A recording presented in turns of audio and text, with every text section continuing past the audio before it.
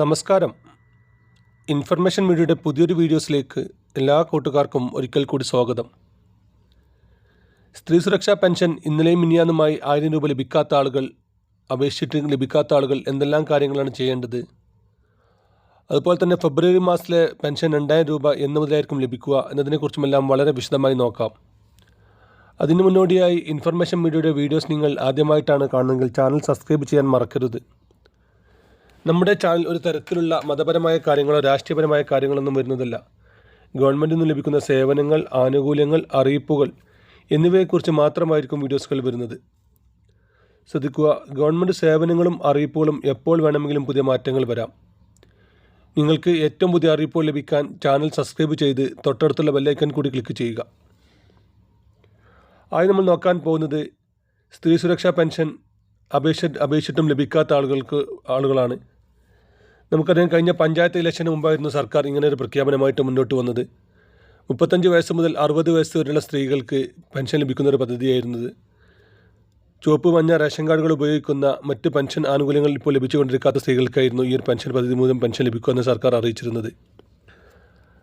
അങ്ങനെയുള്ള ആളുകൾക്ക് ഇപ്പോൾ കഴിഞ്ഞ 2 ദിവസമായി പെൻഷൻ 1000 രൂപ അവരുടെ അക്കൗണ്ടിൽ എത്തിയിട്ടുണ്ട്.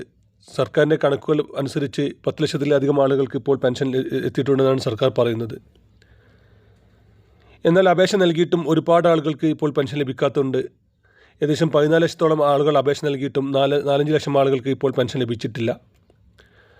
അതിന് പ്രധാനമായും സർക്കാർ പറയുന്ന കാര്യങ്ങൾ എന്തെല്ലാമാണെന്ന് നോക്കാം. അതെങ്ങനെയാണ് അത് ക്ലിയർ ചെയ്യുക എന്ന് നോക്കാം. ചില ആളുകൾ ഡോക്യുമെൻ്റ് അപ്ലോഡ് ചെയ്യുന്ന സമയത്ത്, നമ്മുടെ പ്രായം തെളിയിക്കുന്ന രേഖ അടക്കമുള്ള ഡോക്യുമെൻ്റ് അപ്ലോഡ് ചെയ്യുന്ന സമയത്ത് ക്ലിയർ ഇല്ലാത്ത ഡോക്യുമെൻ്റ് അപ്ലോഡ് ചെയ്തത് മൂലം അത് റിജക്റ്റ് ചെയ്തിരുന്നു. അങ്ങനെ റിജക്റ്റ് ചെയ്ത ആളുകൾ അത് വീണ്ടും സബ്മിറ്റ് ചെയ്യാൻ നേരം വൈകിയതോ അല്ലെങ്കിൽ സബ്മിറ്റ് ചെയ്യാത്തത് കൊണ്ടോ ആണ് അവർക്ക് പെൻഷൻ ലഭിക്കാത്തതെന്നാണ് സർക്കാർ പറയുന്നത്. മറ്റു ചില ആളുകൾക്ക് സൂക്ഷ്മമായി പരിശോധനയിൽ സർക്കാരിൽ നിന്നുള്ള വിധവ പെൻഷൻ അടക്കമുള്ള ചില പെൻഷനുകൾ ലഭിക്കുന്ന ആളുകളെയും ഒഴിവാക്കിയിട്ടുണ്ട്.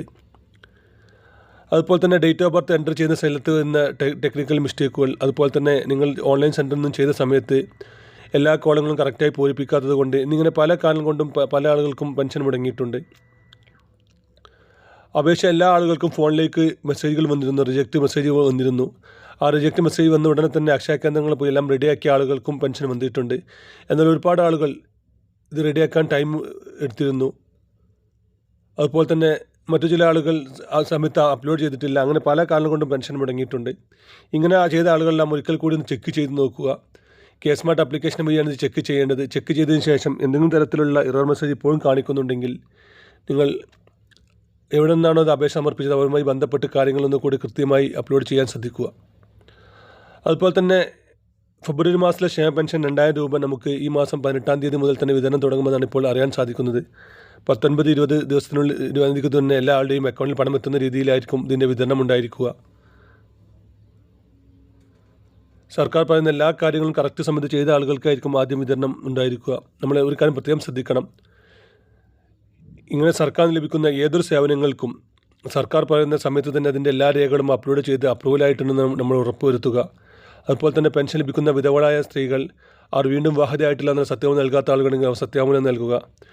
ഒരിക്കൽ പോലും വരുമാന സർട്ടിഫിക്കറ്റ് നൽകാത്ത ആളുകളുണ്ടെങ്കിൽ അവർക്ക് 4 മാസം കൂടി കാലാവധി ഉണ്ടെങ്കിൽ പോലും അതിന് കാത്തു നിൽക്കാതെ ഇപ്പോൾ തന്നെ വരുമാന സർട്ടിഫിക്കറ്റ് നൽകുക.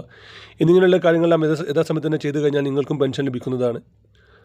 അതുപോലെ തന്നെ നമ്മുടെ വീഡിയോയിൽ നമ്മൾ പല കാര്യങ്ങളും നമ്മൾ ചർച്ച ചെയ്യാറുണ്ട്. പെൻഷൻ സംബന്ധമായിട്ടുള്ള കാര്യങ്ങൾ, ആരോഗ്യ ഇൻഷുറൻസുമായി ബന്ധപ്പെട്ട കാര്യങ്ങൾ, അതുപോലെ തന്നെ നമ്മുടെ രേഖകൾ റെഡിയാക്കാൻ, നമ്മുടെ ജനന സർട്ടിഫിക്കറ്റ്, SLC ബുക്ക് അടക്കമുള്ള രേഖകൾ റെഡിയാക്കാൻ, എന്നിങ്ങനെ പല കാര്യങ്ങൾ നമ്മുടെ വീഡിയോയിൽ നമ്മൾ പറയാറുണ്ട്. ഇങ്ങനെയുള്ള ആളുകൾക്ക് നമ്മളുമായി വാട്സപ്പിൽ ബന്ധപ്പെടണമെങ്കിൽ നിങ്ങൾക്ക് നമ്മുടെ വാട്സപ്പ് നമ്പർ ലഭിക്കും.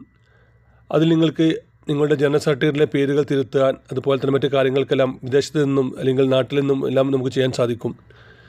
നമുക്കറിയാം, ജനന സർട്ടിഫിക്കറ്റുമായി ബന്ധപ്പെട്ട എല്ലാ കാര്യങ്ങളും ഓൺലൈൻ വഴിയാണ് ചെയ്യേണ്ടത്. അതുകൊണ്ട് തന്നെ നിങ്ങൾ നാട്ടിൽ വരണമെന്നില്ല.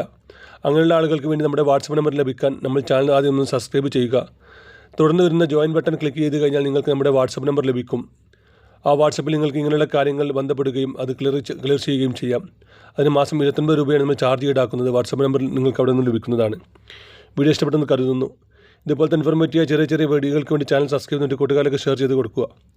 നമുക്ക് പുതിയ വീഡിയോസുമായി കാണാം. അതുവരേക്കും എല്ലാ കൂട്ടുകാർക്കും നന്ദി, നമസ്കാരം.